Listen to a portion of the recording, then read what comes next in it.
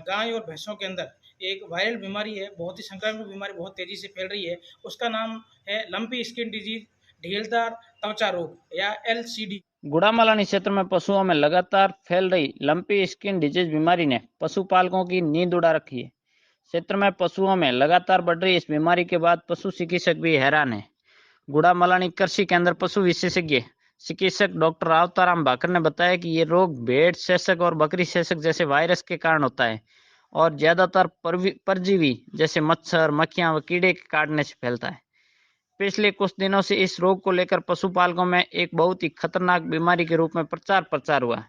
हालांकि इस रोग के कारण पशुओं में मृत्यु दर काफी कम यानी 10% से भी कम है, लेकिन दुधारू पशु के रूप में पशुपालकों को काफी नुकसान उठाना पड़ रहा है।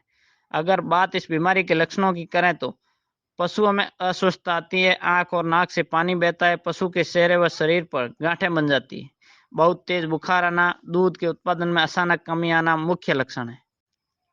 पशुधन विशेषज्ञों के मुताबिक लंपी स्किन डिजीज देश में सबसे पहले पश्चिमी बंगाल में 3 साल पहले एक मामला सामने आया था। इसके बाद बिहार, ओडिशा में भी कई मामले देखने को मिले थे और अब राजस्थान के पश्चिमी क्षेत्र में यह बीमारी लगातार फैल रही है। संक्रमित पशु के शरीर पर बैठने वाली मक्खी और मच्छर जब स्वस्थ पशु के शरीर पर पहुंचते हैं तो संक्रमण उनके अंदर भी चला जाता है। दूषित दाने पानी के सीधे संपर्क और संक्रमित पशुओं को इंजेक्शन लगाकर उसको स्वस्थ पशुओं के लगाने से भी ये बीमारी फैल रही है। साथ ही बीमार पशुओं को एक से दूसरी जगह ले जाने व उसके संपर्क में आने वाले अन्य पशु भी संक्रमित हो जाते हैं। इसका प्रभाव 4 से 5 सप्ताह तक रहता है। मवेशियों में त्वचा पर 5 से 7 सेंटीमीटर आकार की गांठें बन जाती हैं। बीमारी की रोकथाम के लिए बचावी उपचार है। इसके लिए बीमारी से ग्रसित पशु को अन्य पशुओं से अलग रखना चाहिए।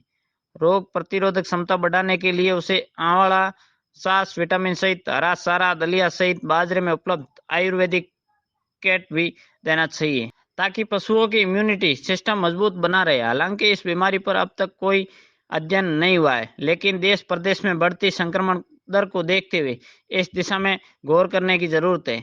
जानकारी के अनुसार लंपी रोकथाम को लेकर पशु चिकित्सा महकमे में अलग अलग टीमें तो बना ली है, लेकिन न तो इनके पास कोई संसाधन है, न ही दवाइयां हैं। क्षेत्र में गौशालाओं, दुधारू पशुओं सहित आवारा पशुओं में भी रोग देखने को मिल रहा है। विज्ञान केंद्र गुड़ामालानी वर्तमान के अंदर बाड़मेर जैसलमेर जिले के अंदर एक गाय और भैंसों के अंदर एक वायरल बीमारी है, बहुत ही संक्रामक बीमारी बहुत तेज़ी से फैल रही है। उसका नाम है लंपी स्किन डिजीज, ढीलदार त्वचा रोग या एलसीडी नाम से जानते हैं। यह बीमारी है जो गाय और भैंसों के अंदर मुख्यतः पाई जाती है। इससे क्या होता है, गाय या भैंस है उसके शरीर के ऊपर जो बड़ी बड़ी है गांठें हैं, नोड्यूल बन जाते हैं और त्वचा पूरी फूल जाती है और पशु है जो खाना पीना बिल्कुल छोड़ देता है। यह बीमारी है जो बहुत ही ज़्यादा संक्रामक है। इसलिए किसान भाइयों से मेरा निवेदन है, अपने पशुओं को बाहर चरने नहीं भेजें। जो आवारा पशु बाहर घूम रहे हैं, अगर कोई पशु आपको संक्रमित पशु मिले उस पशु को तुरंत अलग कर देना चाहिए और अपने जो घर के पशु है उनको बाहर नहीं भेजना चाहिए। मुख्यतः यह जो बीमारी है यह जुएँ हैं, चींचड़े हैं, मक्खियाँ हैं, यह एक संक्रामक वाहक के रूप में कार्य करती है। इसलिए इनकी रोकथाम के लिए भी आपको उपाय करना चाहिए। अगर कोई पशु बीमार पड़ जाए तो उस पशु को आप देसी रूप में उसको हल्दी है, दूध पिलाकर है, छाछ है या विटामिन सी का स्रोत आंवला है, इस प्रकार का आप सोर्स दे सकते हो और पशु को अलग रखना चाहिए क्योंकि यह संक्रामक बीमारी है। आपके जिन पशुओं के अंदर इस बीमारी नहीं है उन पशुओं को अलग रखें और बीमार पशु को तुरंत अलग रखें और उसका अलग से खाना पीना देखभाल करें। 4 या 6 सप्ताह बाद ये जो कंडीशन है नॉर्मल हो जाए। इसकी नॉर्मल मृत्यु दर है वो कम है, पशुओं का जो दर फैलने की दर है वो ज़्यादा है। इसलिए अपने पशुओं का आप विशेष ध्यान रखें और ज़्यादा गंभीर स्थिति हो अपने नज़दीकी पशु चिकित्सक से संपर्क कर इसका इलाज भी आप सबको करवाना चाहिए। धन्यवाद।